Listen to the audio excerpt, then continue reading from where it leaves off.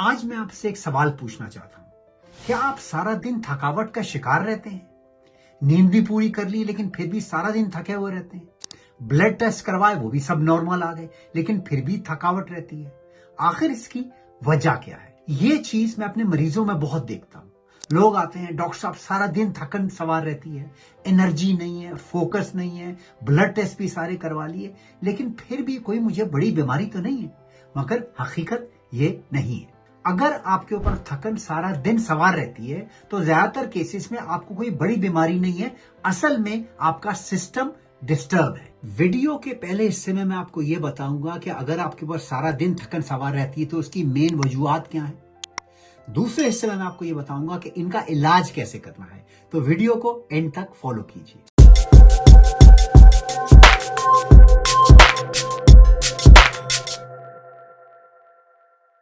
पहली चीज है स्लीप क्वालिटी।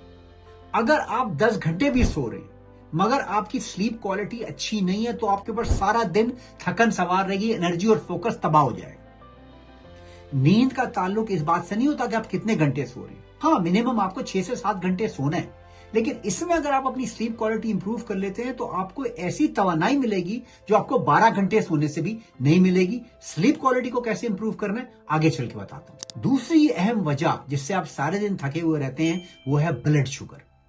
ब्लड शुगर आपकी, अगर आप गिजा ठीक नहीं खा रहे, और आगे चल के बताता हूं अच्छी गिजा क्या है, तो सारा दिन आपकी ब्लड शुगर स्पाइक करती है, क्रैश करती है, तेजी से ऊपर जाती है और तेजी से नीचे गिरती है।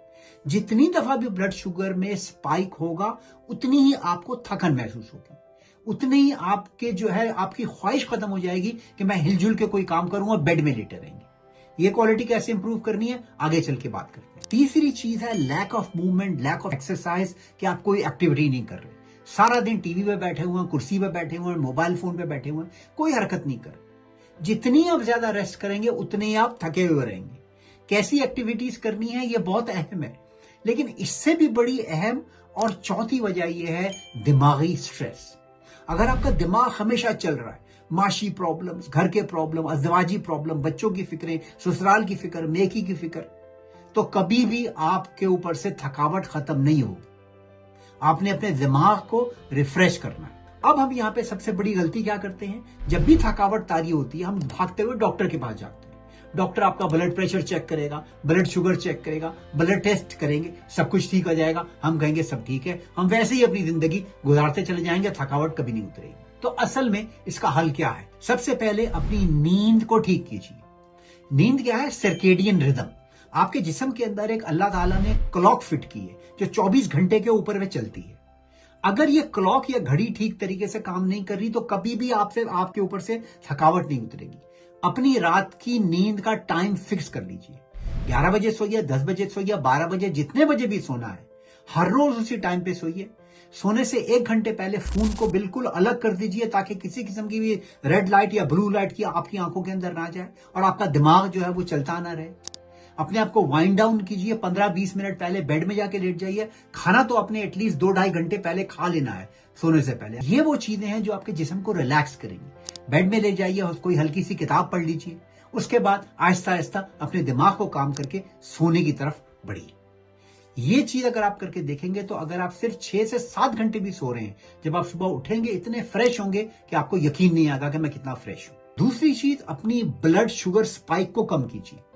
जितने भी आप रिफाइंड कार्बोहाइड्रेट खाएंगे, रोटी, चावल, पराठे, मिठाइयां, गुलाब जामुन, बेकरी की चीजें, ये वो तमाम चीजें हैं, जूस के डब्बे, चीनी वाली चाय, जो आपकी ब्लड शुगर को ऊपर लेके जाती है और ड्रॉप करती है। सारा दिन हम ये चीजें खाते रहते हैं, सारा दिन ब्लड शुगर ऊपर नीचे आती रहती है और अब थके हुए रहते हैं। खाने को रेगुलेट कीजिए। दिन में सिर्फ 2 दफा खाना खाइए और रिफाइंड कार्बोहाइड्रेट को कम कीजिए। सब्जियां खाइए और गोश्त खाइए। अपनी एक्टिविटीज को, मूवमेंट को बढ़ाइए। जिम जाने की जरूरत नहीं है। हर खाने के बाद अपने घर से बाहर निकलिए, 15-20 मिनट चक्कर लगा के आ जाइए।